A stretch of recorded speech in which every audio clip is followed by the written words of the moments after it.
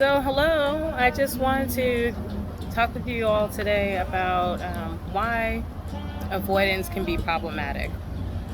So, I've just been reading a lot and just doing my own self discovery and work and things of that nature. And I just wanted to share with you what I've been learning. Hopefully, it can help you in some kind of way, whether you're, I guess, in therapy or being coached or just simply just evolving and trying to be a better you. So avoidance does so many things, right? It provides us temporary relief, and sometimes we feel like that's necessary, and it can feel good to kind of get that relief. Um, However, sometimes it puts it where things go on the back burner, and we continue to build this back burner where things never come to the forefront, if that makes sense, right? So we continue to push things back, and the more we continue to push things back and avoid it and not deal with it, um, it somehow manifests in our life. And until we get to that back burner, things continue to pile up back there, if you will. Also, why avoidance can be problematic is it can not stunt our emotional growth, but it could impoverish, I guess. That's the word I might be looking for. Maybe not. Who knows? Anyway, it could keep us from growing to our greatest capacity, if you will. It could keep us from mentally growing as we are physically growing. So we don't just want to age. We want to also mature, become wise. And that's in all aspects. It's mental, physical, spiritual, psychologically, socially. So we don't want to continue to avoid things that we need to deal with, so that way we can learn from those things and grow and evolve and become the best person that we can be. And it's not like a competition. It's just being our better self, our best self. As we get older, that's what we're always called to do, to be more mature, and that's in all aspects. And that's also, with us becoming more mature, that's also, investing in ourselves, giving ourselves the best chance to thrive versus being in survival mode, if you will. Why Another reason why avoidance is problematic is because, like I said earlier, it seeps into different parts of our life. So if we didn't deal with a bad breakup, we go into another relationship. This is an example. What happens? What we did not deal with comes with us to that next relationship. And then if that doesn't work, then we continue to question, is it me or is it them, or what is it? And we're looking for answers.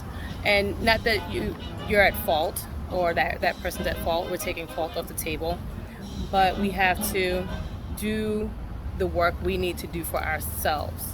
And that's how we stay healthy, to be honest. Healthy mentally. Another reason why it's problematic is because if we have children or a partner, we show them that we're not going to show up for them or ourselves in a way that's honoring. So we don't show them how to learn how to deal with or problem solve certain situations, because we haven't done that ourselves, and it becomes hard to do over time if we have not done that. And if we've never done that, because we were never shown that, as a child, then we don't know how to do it. And so therefore it's something that becomes normalized behavior, but becomes problematic because it shows up in our life, and it shows up not in a great way. It shows up in a way that can be shocking to us. It surprises us in a way that, we're like, where'd this come from? And when we do our own work, we figure out, oh, here it is. I didn't deal with that friend that said she didn't want to be my friend, and instead of saying, hey, let me talk it out and see, where things went wrong, not necessarily like you have to be friends with them or like cater to them, but like where things went wrong, so that way you can say, you know what, I'm going to be a better me. Then I can say, okay, I'm going to show up for myself. Let me have this conversation, as tough as it might feel, or it might seem. Um, so what can we do? We can learn to accept. That's really a large piece of the work. There's a lot of other things. You know, you can go to therapy, you can talk to friends, but like we really have to be mindful and very intentional about how we're learning to deal with things that we've avoided. Acceptance is one of those things where we're acknowledging and accepting the reality that is, or the facts that are.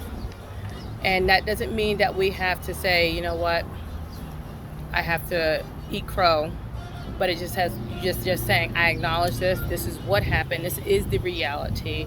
These are the facts, and simply accept it for that. And doesn't mean you have to agree with what that reality is. So if somebody slaps you, doesn't mean you have to say, you know, I deserve that slap. No, they've slapped you.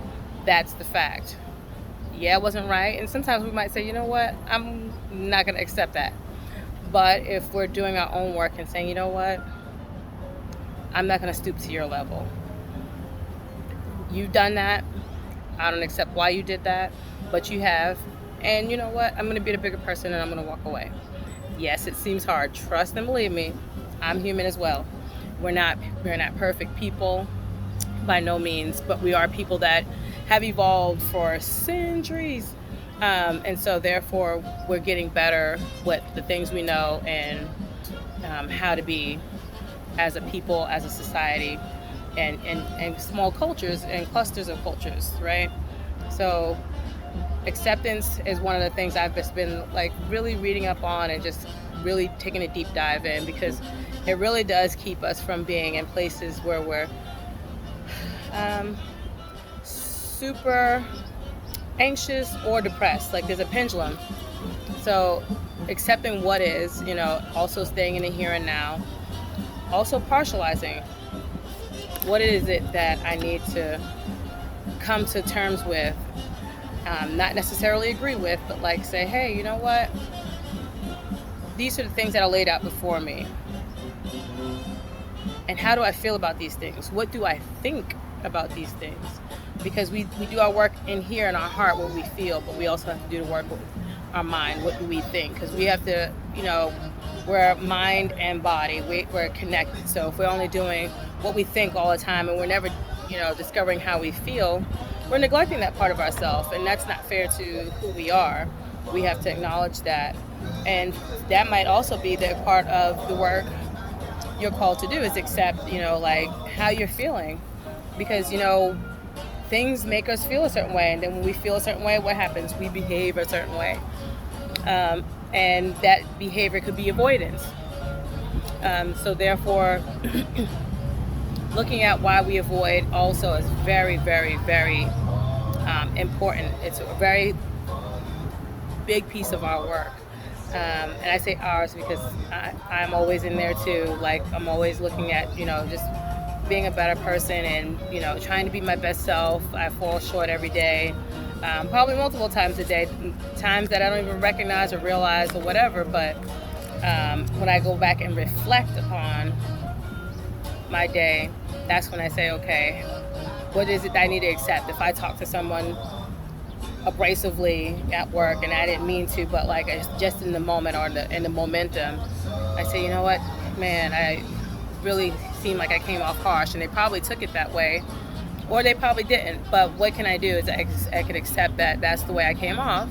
And you know what, just, you know, go back and say, hey, you feel like I came off abrasive or rude, or, you know, did you feel some kind of way? And if they say no, then I'm like, you know, that was not my intention. But if they say yeah, you can also state that wasn't your intention. But if it was, you accept that too. Like, my intention was, you know, to let you know X, Y, and Z.